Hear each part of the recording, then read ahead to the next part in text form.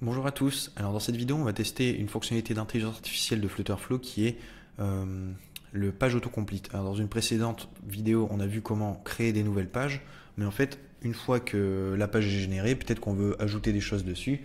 Et donc là, on va utiliser la fonctionnalité autocomplete, soit pour améliorer une page qui a été générée avec l'IA, ou soit alors améliorer une page juste qu'on a déjà générée nous.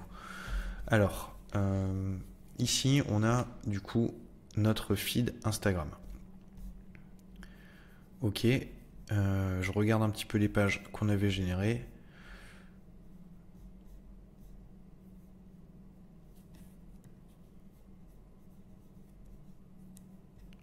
Et du coup, on a la partie notification. Donc en fait, sur cette page-là, on va refaire sur la précédente vidéo. À la base, l'IA avait généré une page avec les notifications du jour et les notifications de la semaine. Eh bien, on va demander à l'IA de refaire cette partie-là. Donc, soit je clique sur le bouton IA Tools et page autocomplete, soit le shortcut sur Mac, c'est Command Shift O. Donc là, on voit, euh, c'était un pseudo prompt ça, et du coup, add a week part and month part for 10 notifications.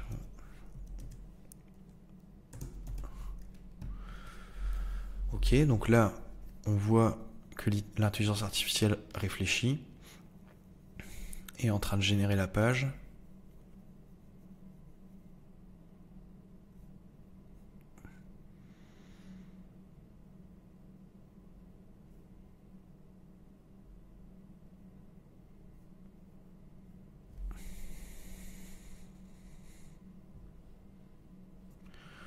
Ok. Alors du coup, ici, maintenant, la page, on voit qu'on a le preview de nos notifications pour la semaine et pour le mois, exactement comme je l'ai demandé pour le coup. Et on peut accepter ou refuser. J'accepte. Et on a ici notre conteneur avec nos notifications pour le mois et pour la semaine. Alors là, bon, je l'ai fait pour essayer de tester cette fonctionnalité. Dans la précédente vidéo, ce qu'on avait vu, c'est qu'aujourd'hui, ces éléments-là, c'est censé être des components. Du coup, bon, est-ce que on gagne plus de temps à faire un prompt pour générer cette partie-là, ou est-ce que juste on crée son component, on duplique son container et on le fait? Bon, alors je vous laisserai en juger par vous-même. Si je devais vraiment être sur un projet où je dois mettre à jour cette page de cette façon, je pense que peut-être générer la première version avec l'IA, oui, et puis après continuer d'adapter ma page, euh, parce que je pense que j'aurais été plus vite. Là, dans tous les cas, si on veut le garder comme ça, il faudra à nouveau reconvertir en component. Donc il y a quand même, si on est sur cette logique de page et component, le faire de cette façon, ça nous oblige à, ça nous oblige à refaire les mises à jour qu'on a fait précédemment. Euh, alors on va tester cette partie-là. Hop. Je voudrais voir si je peux modifier. Alors, remove. Je voudrais voir si je peux supprimer des éléments de la page. Remove the part.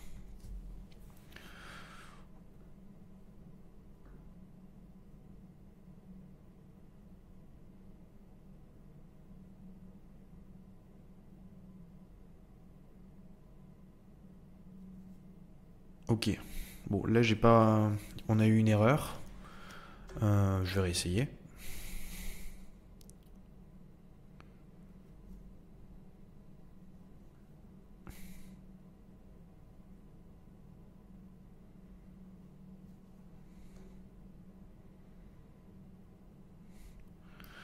Ok. Bon, on a une erreur. Je vais essayer un autre prompt. Add notification icon in the app bar. Donc là, je demande à l'IA d'ajouter la partie notification dans la app bar.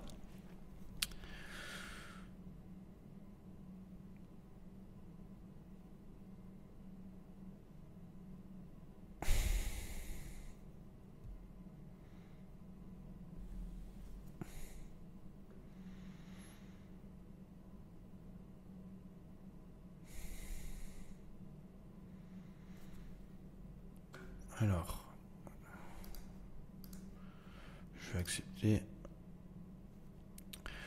Ok, bon, là on a un icône.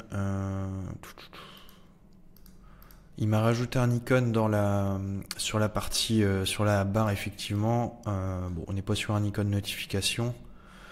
Donc, il n'a pas tout à fait compris ce que je voulais faire. Mais on peut modifier assez rapidement. Bon, là, je dirais que j'ai un peu le même retour. C'est que pour ce genre de prompt, je pense que c'est plus rapide d'utiliser l'interface no code que d'utiliser l'IA pour dire d'utiliser l'IA, quoi. Et ici, on était plutôt bon. Ouais, donc je trouve que, comme je l'ai dit dans la précédente vidéo, générer les pages avec l'IA, je trouve que ça peut vraiment nous faire gagner du temps, parce que ça nous permet de passer de la page blanche à quelque chose si on n'a pas des maquettes très précises. Je pense que pour la partie idéation, etc., ça peut être vraiment sympa. Après, sur la partie autocomplete, dans certains cas, je pense que ça peut être utile vraiment si on a, par exemple, si on a déjà créé le début de sa page Instagram et qu'on dit, bon, bah, en fait, on veut tout un feed complet.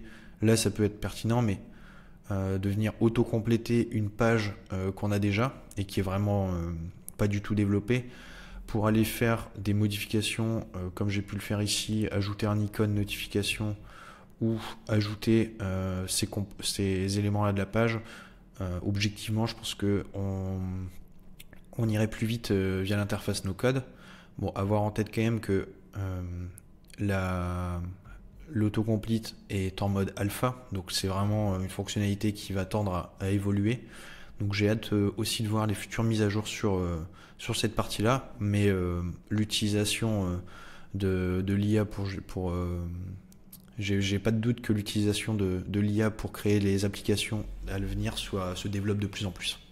Merci d'avoir regardé cette vidéo. Si vous avez des questions, n'hésitez pas à me les poser en commentaire et je vous répondrai. Bonne journée.